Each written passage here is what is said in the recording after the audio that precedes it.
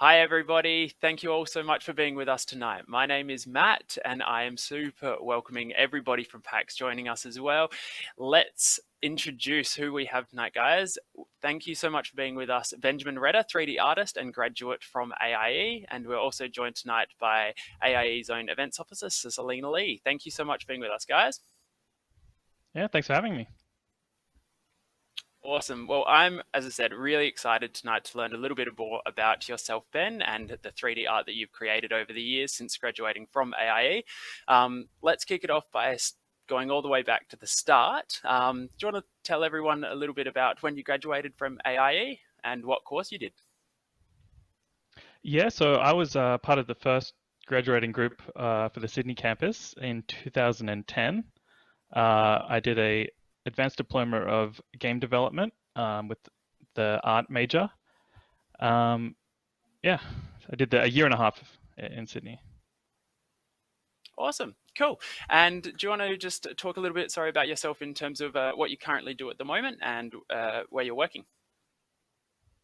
Yeah, so I'm currently working with CodeSync, a UK-based company, on a just recently announced title Jurassic World Aftermath for the Oculus Quest.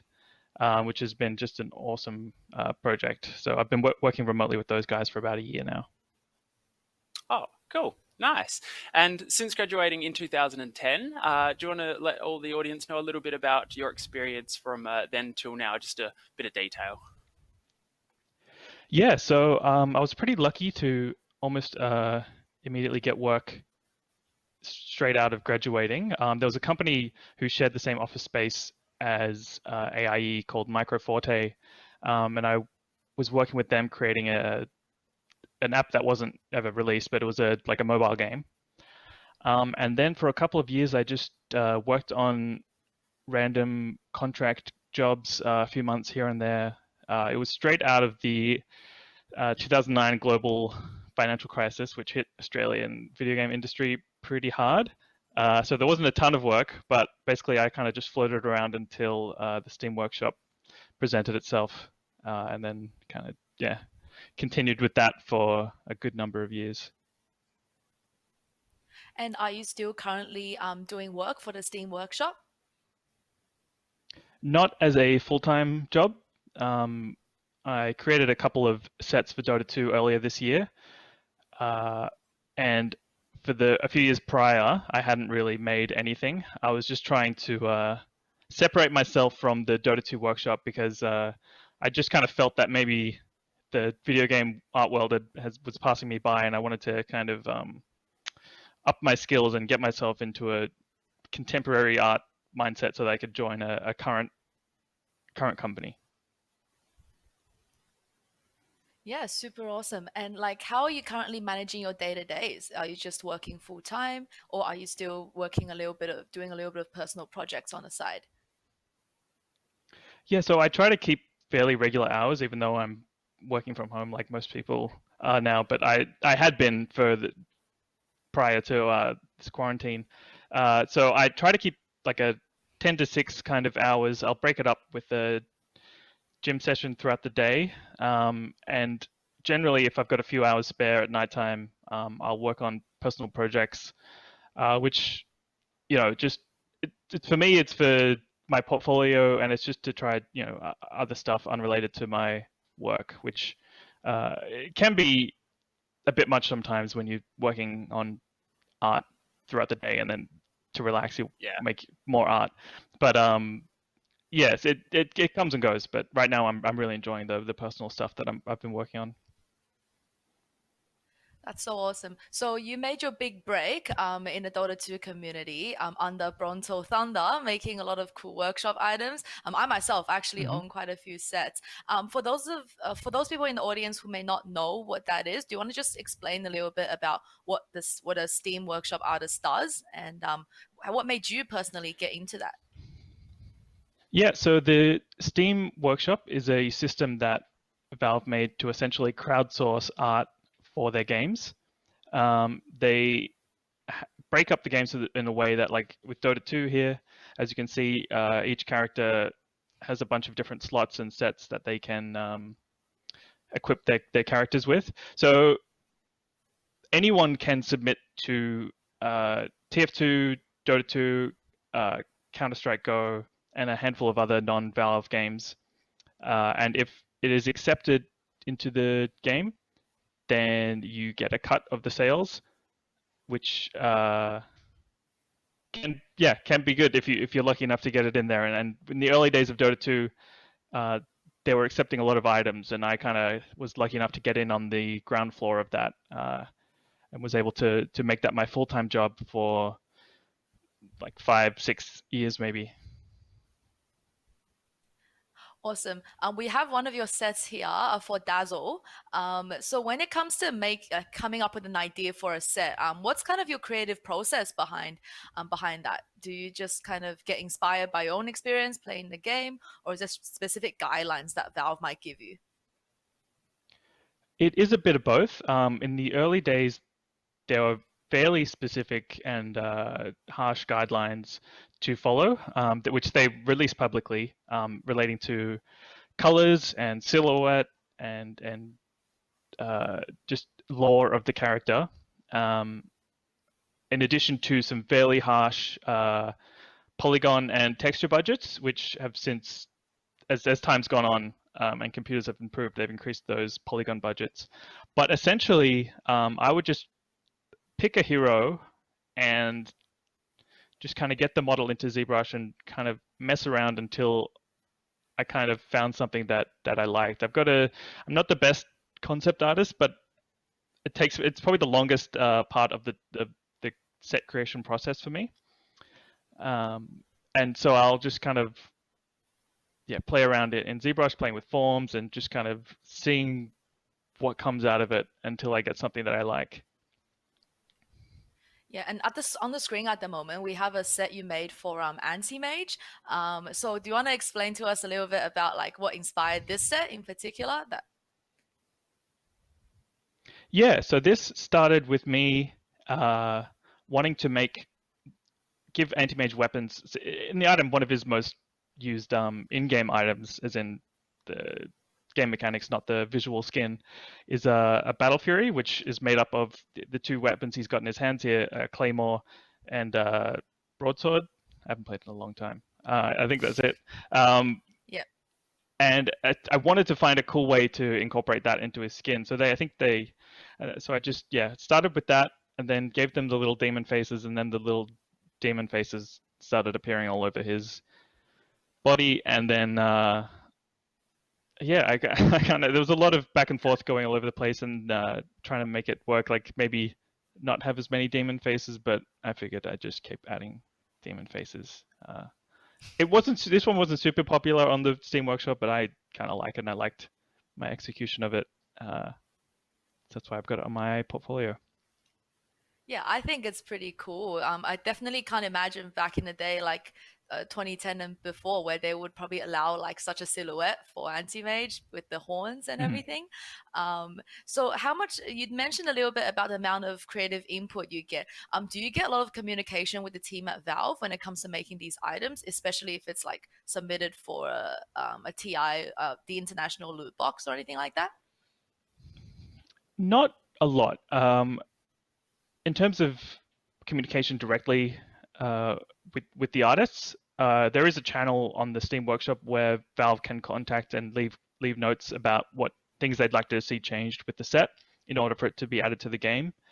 Other than that, it's and even sometimes it's not that. Sometimes I'll just add it. You don't need to make any changes. So yeah, it's spread out. There's not a lot of communication, but they just kind of, there's hundreds of artists and there's hundreds of sets being made all the time, so I can't expect equal communication from Valve on all those things, which is totally fair enough. Yeah, I'm just I having guess a look that's at the pretty fair.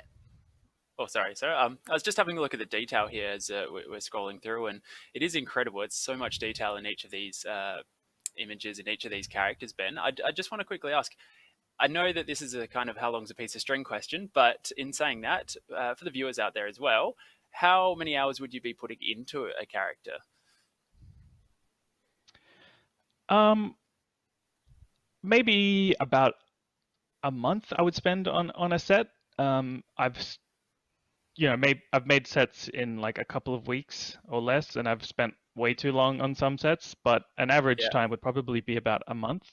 And again, a lot Yeah. of that is just the design phase for me. If I'm working with a concept artist, which I had done on like a handful of my sets, it's the process is a lot quicker. Just because I don't have to worry about something, I can just make it and focus on the stuff that I'm good at.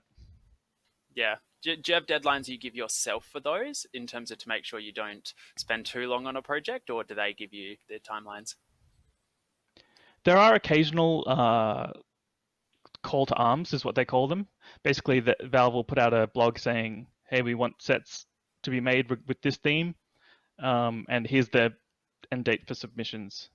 So this Yeah. latest one earlier in the year, I made a couple of sets for that, in addition to the job that I'm currently working as well. So a handful of hours every night, and more Yeah. so on the weekends.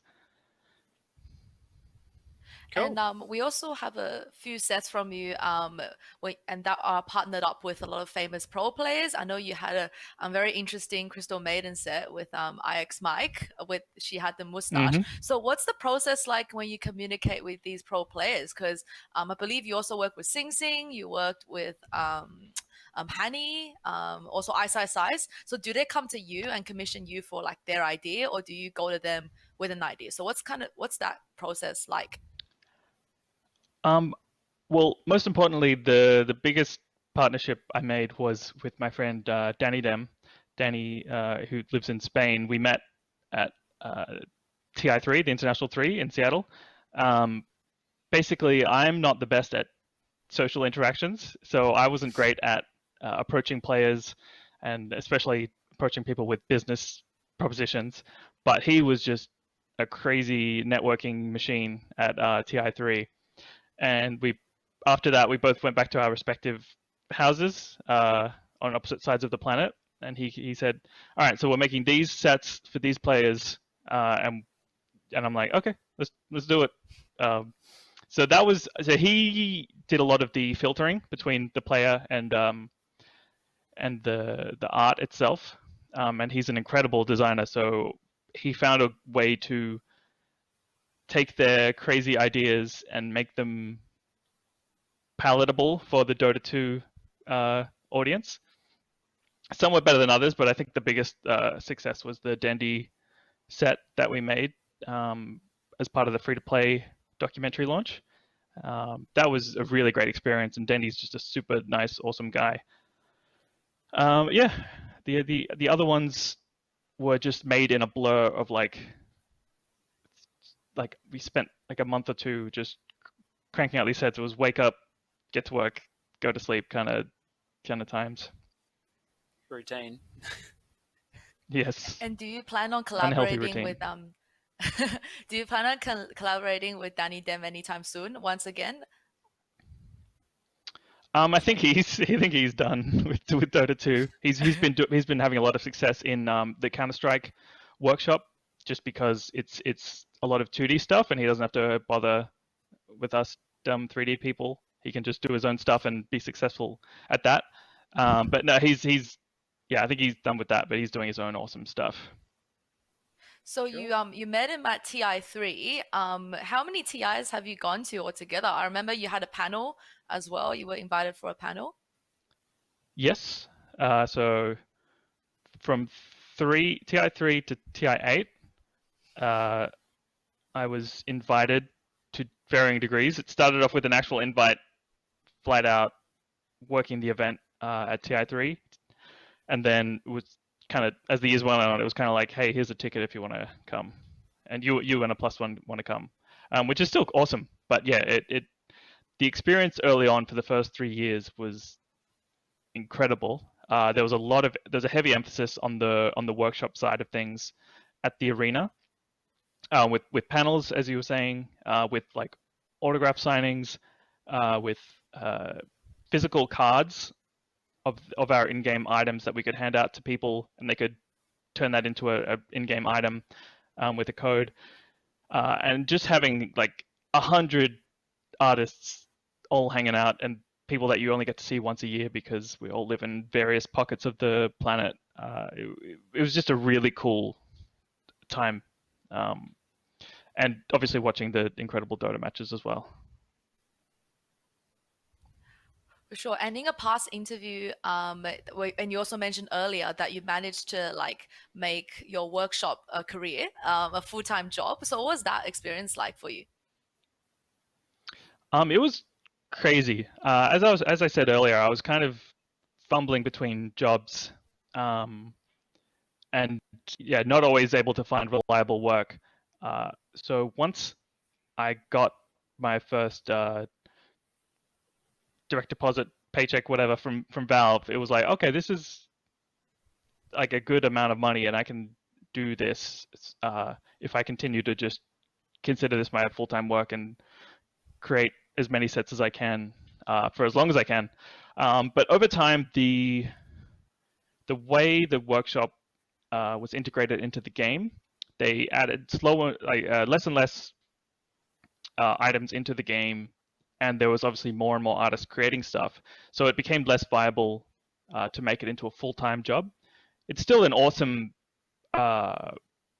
opportunity to work on a game engine, get items into a game, get money for creating art, and it's for the level that I was at when I first started making Dota 2 items. I think the money was a bit disproportionate, which I didn't take for granted. Yeah, so I think it's still a really cool opportunity. I don't know how viable it is as a full-time job anymore. Cool. Awesome. We do have a viewer question, and I'm so sorry, I forgot to mention at the start as well, for anyone watching out there, if you do have questions for Ben, please do pop them in the chat as well. We'll do our best to get them answered. But we've got our first one in for the night. It is, which art piece are you most proud of or meant the most to you, Ben? Good question coming through. Yeah, it's a great question. I would have to say, getting away from Dota 2 stuff was my Bob the Boomer character I made for the ArtStation Beneath the Waves challenge. It's a big pufferfish looking robot guy. There he is. That was really important to me because I was just kind of getting out of Dota 2, as I said, and wasn't quite sure where my art skills were at compared to the rest of the industry, because I'd been working on the same engine, the same art style for 7 or 8 years at this point. So I gave this challenge a shot, and I ended up placing third, which just blew me away. And I was really happy with how the result turned out. I was really happy with the feedback and everything involving that project, and it was a real big confidence boost for me, and kind of pushed me into the direction that I'm at with my art now. So that, like, just sentimentally and as just as an artwork as itself, there's probably one of my most important art pieces, if not the most important, I would have to say. When I was looking through them earlier as well, that one was one of my favorites that I was looking at, so I completely understand. So a question in regard to where you be inspired from when creating an artwork or your original art character, where does that come from? So I came to a conclusion early on that I'm not I'm not a concept artist. So and it's not a 3 artist job for the most part to come up with the concept. So I get a lot of joy out of creating 3D things from a 2D image and finding something in 2D that is inspiring and maybe doesn't necessarily and finding ways to make it come to life in 3D. So I'll just either be browsing Twitter or ArtStation or Instagram, and see something that just really stands out to me, and I'll think okay, I want to work on that. I want to make that into something. And I also use all of my personal art pieces as an excuse to either learn a new technology, learn a new skill, learn a new something or other, just so that it's not,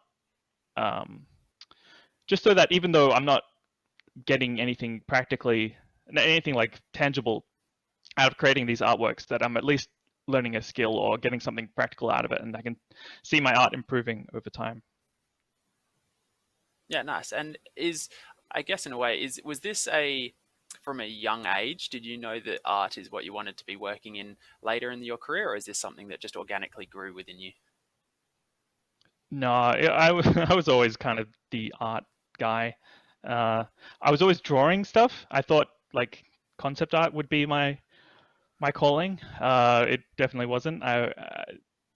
Obviously when I was a kid, 3D art wasn't really a thing that I knew existed, but essentially Yeah. I'd always known that art was going to be my career, and I was always trying to find a way to make it my career. Yeah. Yeah, Uh, and regarding games specifically, I didn't even realize, like, I didn't even think, even though I've been playing games my whole life as well, that people make them. Like, it just never crossed my mind growing up that, like, oh, it's someone's job to make these games that I'm playing all the time. So I think it was yeah. when I was watching the God of War, like, behind the scene, when I was playing God of War, and then you unlock a little mini documentary about the people who make the game. I was like, oh, right, okay, so I'll do that then. Yeah. And there's a lot of people out there as well that just have no idea about the games industry. So it is, I guess that's why places like AIE do exist and people like yourself as well Yep. to help build that industry, which is fantastic. So taking back the hands of time again a little bit, how did you find out about AIE? Funnily enough, I my dad randomly came across it in a newspaper clipping, a newspaper article, a little ad in the newspaper, and just was like, "Hey, there's an open day coming up soon for this new school that's opening up in Sydney. We should go to it." So we went to the open day. It was really cool, but um, I think courses had already started, so I opted to wait a few months and then start in the June or July classes. But yeah, it was just complete happenstance. My dad came across this ad, which he's since somehow saved it, and I've got it framed in my wall, just because it was such a turning point in my life. Awesome. Oh, that's so good. Newspaper clipping. That's how it happened Yeah, in the old days. Very crazy. retro. Yeah. Yeah. It's like Uh, 10 years I'm just ago. picturing it. I'm just picturing it on the wall next to your diploma certificate. Yep, All right. just as So, important. and while you were at AIE, do you want to share a little bit about your experience going through? Yeah, so as I said, I was part of the first class to go through, so uh, it was still a little rough around the edges. And I was also, I had no knowledge of 3D art at all. I think maybe I'd messed around with Cinema 4D when I was like 15 and got terrified and closed it and never opened it again. Um, so just learning the 3D process was a real. I kind of immediately clicked with it as much as learning Maya can be immediate, a few months or whatever. I really enjoyed it, and it was really this just made friends for life there. The people that I met in my class were just the best people, which is not that crazy considering you get 40 people in a room who all love the same stuff. You're gonna make friends. Um, but yeah, it was that year and a half was like just some of the best times of my life. It was just so much fun, learned so much, and came out of it with a direction in my life that I didn't have going into it. I knew I wanted to work with games. I had no idea how to make that happen, especially since I was working on my 2D skills, which in hindsight weren't up to par. Um, but I think I just found a good good balance with 3D art and my 2D knowledge coming into it. And yeah, it coming out of that, I had a trajectory that I could now use and figure out what I was doing with my life, Cool. I which love we're all it. still trying to And figure out. yeah, and now we've looked back a bit. Let's look forward. What about the plans for the future? What does it have in store for you? Um, I don't think too far ahead into the future. I know that what I enjoy. Like I just want to be working on cool stuff, like making cool games, on always trying to improve, and uh, especially now I'm starting to get more into like socializing online with other artists, which I've also been enjoying. Um, like just that experience of sharing art, getting other people to talk, like to comment on your art, and that growth is has been really good.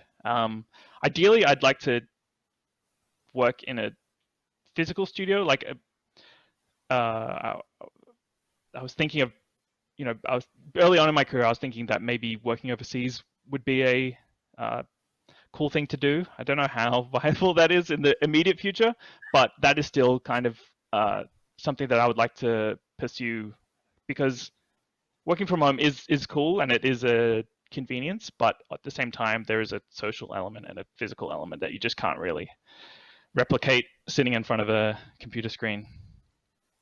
Yeah. And is character art still something that you wanted to keep at it, or do you have plans to maybe venture into environment art or just creating not, inanimate objects in video games?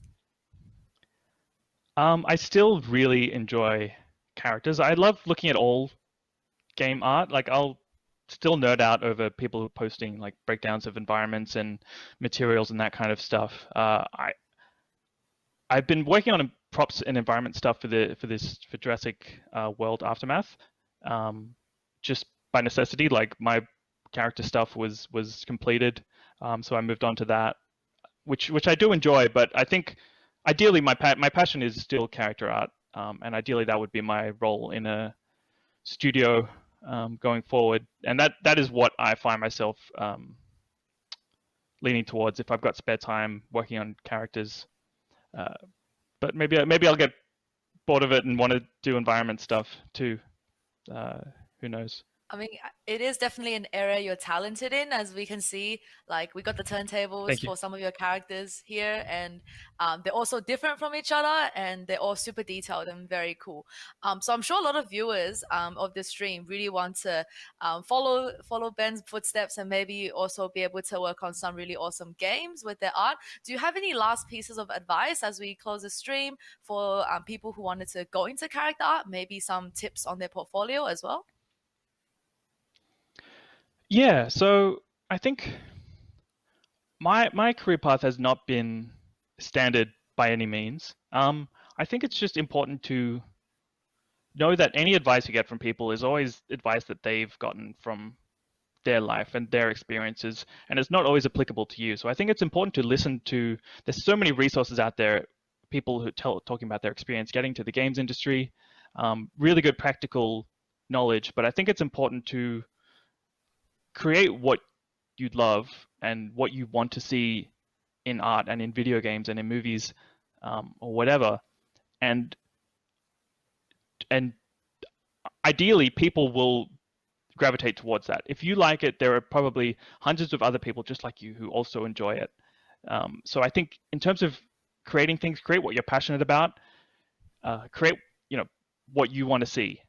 In regards to portfolios, I think the advice, there's so much amazing advice regarding portfolios out there, but I think one of the most important things is only include your best work. Don't include like 20 different sketches and random things here and there. Even if it's just one or two pieces of art, as long as it's top tier, that's a lot better than a lot of different art, even if those two good artworks are included in it. And also, if you're an artist, use ArtStation. That is the industry standard. People who are looking at portfolios find it a lot easier. They don't want to have to look at it like a video. They don't want to go through some crazy website where you've got all these sweet animations or whatever. They just want to see what you can make, go into the next portfolio. So yeah, ArtStation is just an awesome, free, great platform to host your art on. Yeah, thank you so much No, for I'm not sponsored by them. awesome. Thank you so much for that awesome advice. Hopefully, maybe you get a sponsorship by ArtStation after this video. But otherwise, we did have Ben's ArtStation up on the screen there. So if you want to follow his journey into perfecting his character art, please follow his ArtStation. But otherwise, I think that's all Give it the like time 20 we years, have. maybe. Yeah, I think that's all the time we have for today. Matt, do you have any other questions from the audience? No more questions came through, but I would just like to say, I guess, very quickly, thank you so much, Ben, for being here with us tonight. It was I've learnt a lot myself, and I'm sure there's a lot of people out there who have gained a little bit of inspiration as well from what you've had to say. So thank you on my end. Yeah, no worries. It's as I said, AA was a massive part of my life, and I'm happy to give back to it in any way that I can. Thanks for having me. Thank you. So if I'm just going to quickly pop onto the screen for PAX. So if you guys enjoyed this live stream featuring Ben, we have a lot more live streams coming up throughout PAX. For example, we have one of our very own teachers, Lyle. He's going to be giving us a demo for video game and visual effects art, which we talked about in this live stream. And then we're going to have the team at Chaos Theory talking about how they came up with the business of a video game company. And then we're going to have one of our visual effects teachers, Daryl, who's worked on some awesome film like Star Wars, King Kong, Avatar. So he's going to be talking a little bit about his experience in the industry as well. Otherwise, thank you so much, guys, for tuning in. Please follow our social media pages, follow Ben's social media pages, and we'll see you next week. Thank you so much, everyone.